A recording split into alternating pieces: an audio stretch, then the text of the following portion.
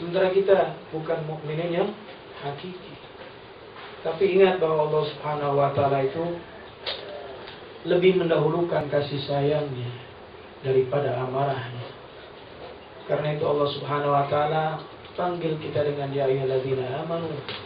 Di bulan yang penuh keberkahan ini, di bulan yang Allah hanya membatasi 1 bulan saja, dan yang 1 bulan ini bila kita bersungguh-sungguh di dalamnya, maka akan menghapuskan seluruh kesalahan kita yang 11 bulan itu. Luar biasa. Jadi perjalanan hidup kita yang 11 bulan dengan penuh kekotoran, dengan penuh kemaksiatan, noda-noda hitam yang ada di dalamnya, Allah sisihkan 1 bulan. Yang 1 bulan itu untuk membersihkan seluruh kotoran-kotoran selama 11 bulan. Kotoran dengki kita dengan keluarga kita, dengki kita dengan anak kita, dengan saudara kita, dengan kawan kita.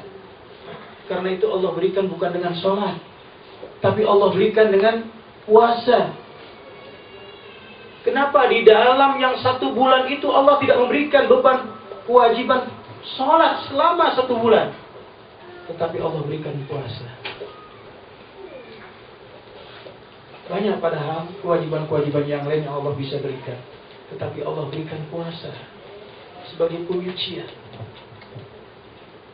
Karena ingat bahwa dalam ayat itu Allah Subhanahu wa Ta'ala memberikan puasa ini sebagai penyuci, sebagai cleaner untuk seluruh amalan-amalan, untuk seluruh perbuatan-perbuatan, bahkan segala bentuk niatan-niatan yang jelek. Dengan puasa ini, kutiba alaikumusiyam kama kutiba alal ladzina min qablikum. Nampaknya cleaner puasa ini sudah berlaku bagi umat-umat terdahulu. Kenapa Allah Subhanahu wa Ta'ala menyatakan bahwa cleaner yang terbaik untuk membersihkan noda-noda hitam manusia ini dengan puasa? Dengan puasa manusia dilatih dari sisi pembersihan fisik. Karena itu orang yang dalam keadaan janabah tidak diperkenankan untuk melakukan puasa sebelum dia melewati mandi janabah. Orang yang dalam keadaan berhalangan tidak diperkenankan untuk memasuki puasa. Karena puasa ini adalah Ramadan, nama Allah Subhanahu wa Ta'ala, nama yang suci, nama yang agung. Karena itu puasa bukan saja melatih fisik manusia, membersihkan fisik manusia, tetapi apa yang paling inti adalah membersihkan noda-noda batin manusia. Kita ini karena noda-noda hitam kita yang banyak, sehingga tidak pernah nampak cahaya kebesaran Allah Subhanahu wa Ta'ala yang ada di alam semesta ini. Suatu hadis yang cukup indah dari Ma'sum alaihi salam,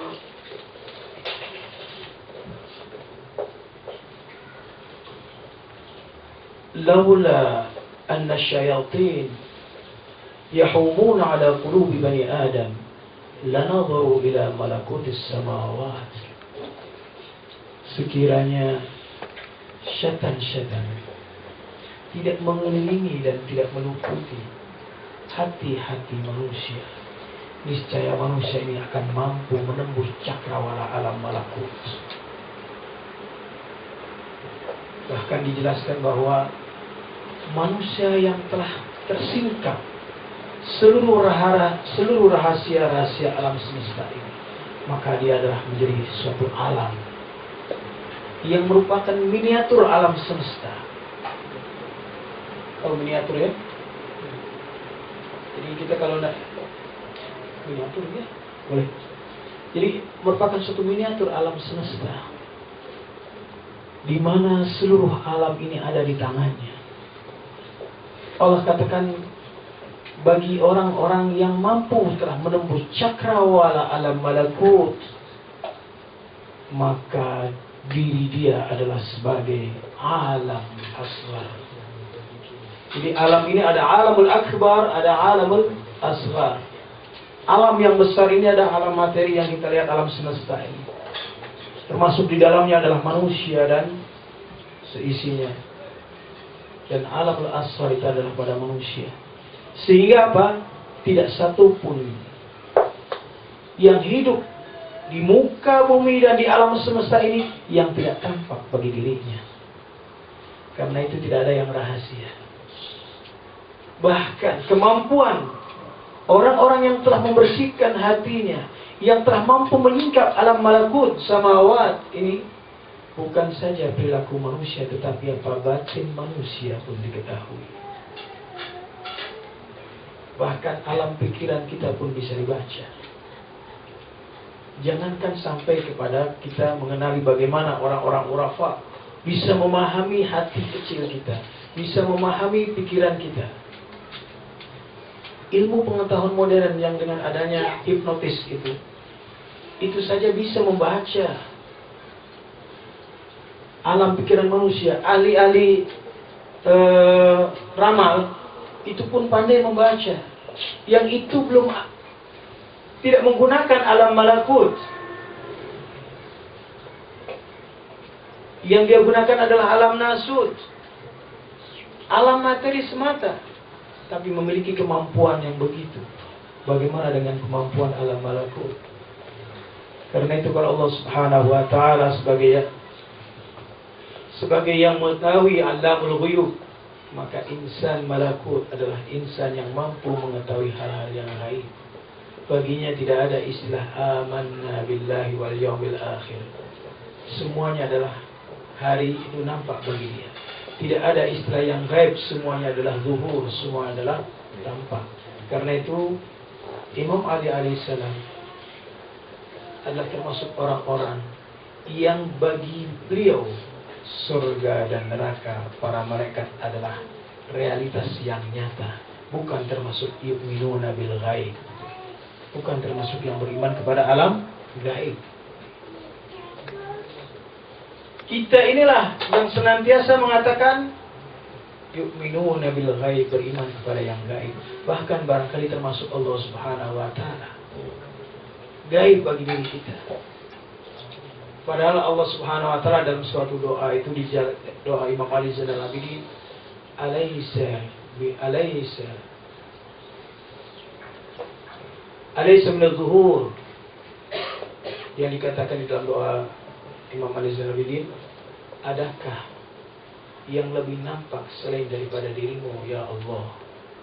Artinya Imam Ali Zainal Abidin, Imam Husain alaihissalam menyatakan dalam doanya, Ali ghairika min az-zuhur hatta huwa muzhirun lak. Adakah selain dirimu ini yang dapat memperjelas keberadaanmu? Sungguh tidak ada yang lebih jelas daripada Allah Subhanahu wa taala. Tatkala kita meyakini bahwa Allah Subhanahu wa taala termasuk amrun ghaibi, termasuk hal-hal yang tidak realiti, yang tidak nyata, pertandakan bahwa kita ini memiliki keimanan yang begitu tipis. Karena itu Imam Ja'far Shadiq alaihissalam bahwa beliau pernah mengatakan hati manusia ini safi, bersih. Setiap kali dia berbuat dosa, maka hati tersebut akan ada noda hitam satu. Berdosa lagi, noda lagi. Noda, dan terus noda sampai kemudian hitam pekat. Tatkala hitam pekat, maka tidak ada obatnya lagi untuk bisa kembali kepada Allah Subhanahu wa taala. Sulit untuk orang seperti ini diajak kembali kepada Allah Subhanahu wa taala. Karena itu Allah Subhanahu wa taala menyajikan bulan Ramadan dengan puasanya ini sebagai cleaner untuk batiniah kita, ya, untuk batiniah kita yang terutama.